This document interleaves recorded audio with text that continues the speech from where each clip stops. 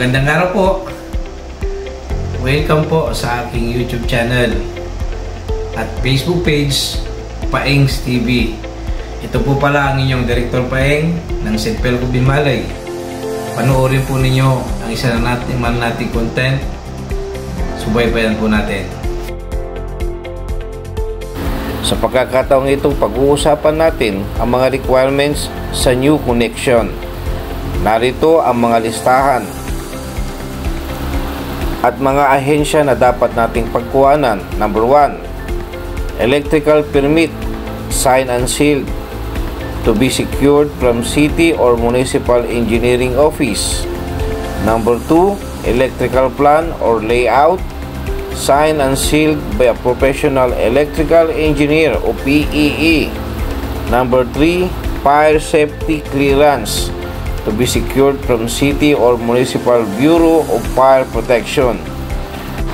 Number 4, mag-submit po tayo ng St. Pelco Official Electric Bill Receipt o OEBR ng ating kapitbahay o nearest account number sa opisina ng St. Pelco.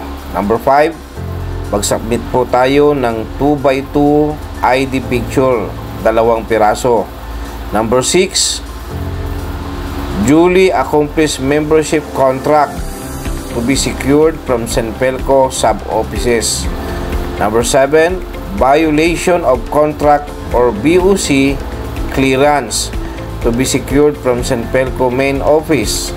Number 8, clearance of no account to be certified by St. Pelco sub-offices.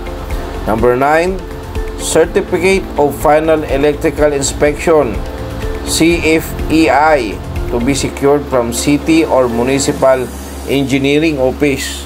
Number 10, attending pre-membership orientation PMO scheduled provided sa ating pong mga sub-offices. Sana ay naging malinaw po ang infographic namin ito, at kung may mga katanungan po kayo, maaari nyo pong i-message sa amin kung paano po kami makakatulong sa inyo.